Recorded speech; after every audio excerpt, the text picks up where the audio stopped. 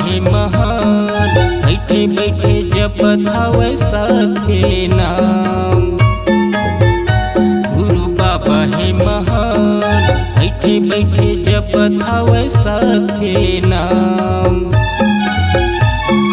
चलो दीदी चलो भैया लइका सियान, चलो दीदी चलो भैया लइका सियान, बाबा जी के दर्शन करे गिरपुरी धाम। गुरु बना दे बिगड़े काम, उठत बैठत भैया ना बताए हल धाम। उठत बैठत भैया ना बताए हल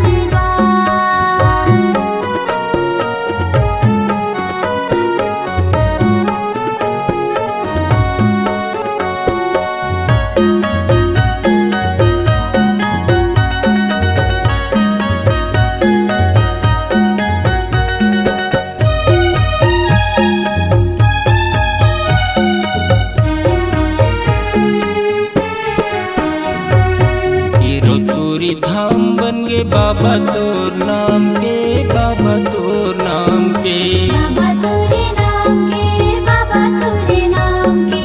दुनिया मशहूर हो गे ऊंचा जय थाम के, ऊंचा जय थाम के, ऊंचा जय थाम के, ऊंचा जय थाम के। गिरपुरी धाम बन गे बाबा तोर नाम के, बाबा तोर नाम के। दुनिया मशहूर हो गे ऊंचा जय थाम के, ऊंचा जय थाम के। गिरपुर के माटी बन गे चंदन के समान,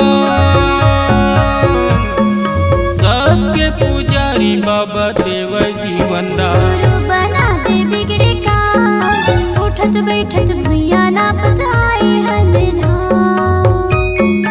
उठत बैठत भैया ना बताए हल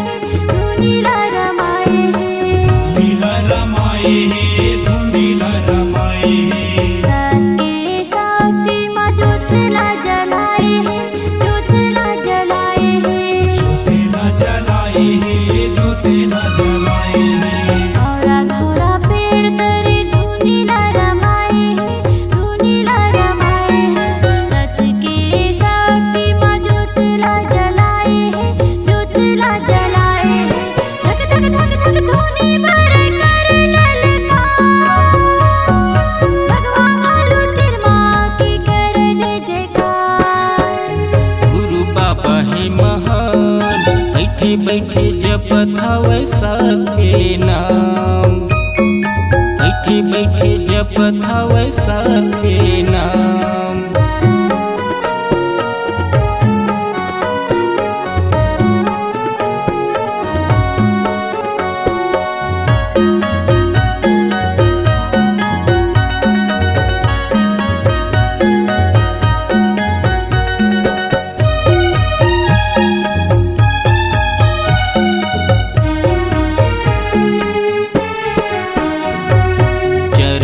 के पानी के महिमा बताए है, महिमा बताए है, महिमा बताए है, महिमा बताए है।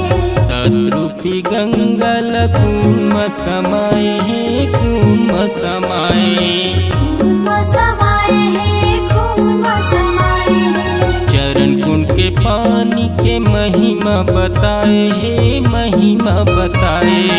सतरूपी गंगा कुम समाए है, कुम समाए। संत ज्ञानी ऋषि मुनि करे है बखान, बाबा जी के जगह जगह हुआ गुणगान। गुरु बना दे बिगड़े काम, उठत बैठत भैया ना बताए हल धाम। उठत बैठत भैया ना बताए हल धाम। चलो दीदी चल भैया लइका सियान, चला दीदी चल भैया लइका सियान, बाबा जी के दर्शन करे गिरपुरी धाम। गुरु बना दे बिगड़े काम, उठत बैठत भैया नापत आए हल धाम, उठत बैठत भैया नापत आए हल धाम, उठत बैठत भैया नापत